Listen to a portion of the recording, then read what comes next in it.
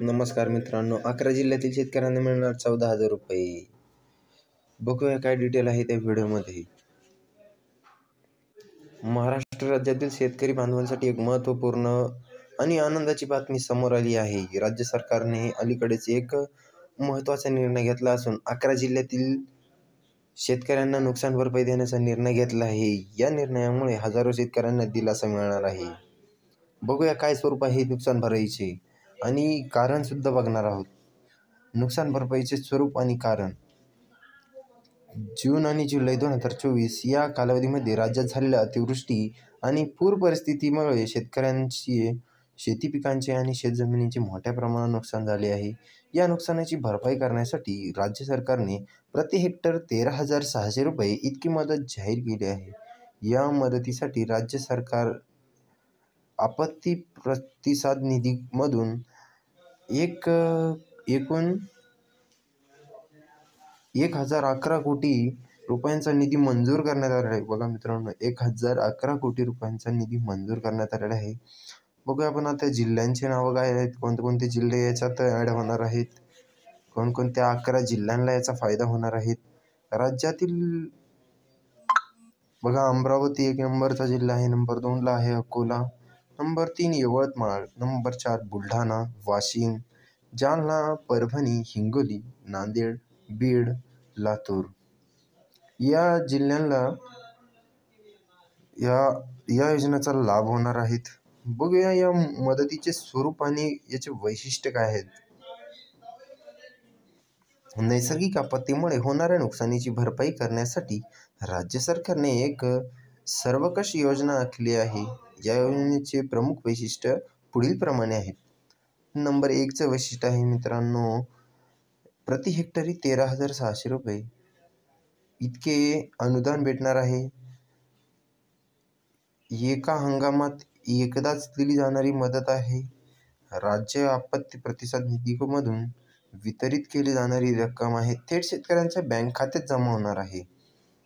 मित्रांनो, या योजनेचे महत्त्व काय आहेत, या योजनेला शेतकऱ्यांसाठी काय आर्थिक दिलासा मिळणार आहे ते बघूया. नुकसान भरपाईमुळे शेतकऱ्यांना पुढील हंगामासाठी बियाणे, खते, इतर आवश्यक साहित्य खरेदीसाठी मदत होणार आहे. कर्जबाजारीपणापासून काही प्रमाणात सुटका मिळणार आहे. शेती व्यवसाय पुन्हा सुरू करण्यासाठी प्रोत्साहन मिळणार आहे. याचा कृषी क्षेत्रावर काय प्रभाव पडणार आहे बघूया मित्रांनो. या योजनेचा शेतकऱ्यांना पुढील हंगामासाठी तयारी करण्यास मदत होणार आहे. शेती उत्पादन पुन्हा सुरळीत होण्यास मदत होणार आहे. कृषी क्षेत्राची उत्पादकता वाढवण्यास हातभार लागणार आहे. सामाजिक प्रभाव. ग्रामीण अर्थव्यवस्थेला चालना मिळणार आहे. शेतकरी कुटुंबांच्या जीवनमानावर सकारात्मक परिणाम होणार आहेत. ग्रामीण भागातील व्यापार आणि सेवा क्षेत्राला फायदा होणार आहे. नुकसान भरपाईची रक्कम वितरित करण्यासाठी काही प्रक्रिया आहेत ती बघूया मित्रांनो. नंबर 1, पात्र शेतकऱ्यांची यादी तयार करणार आहेत. नुकसान भरपाईचे पंचनामे आणि मूल्यांकन होणार आहे.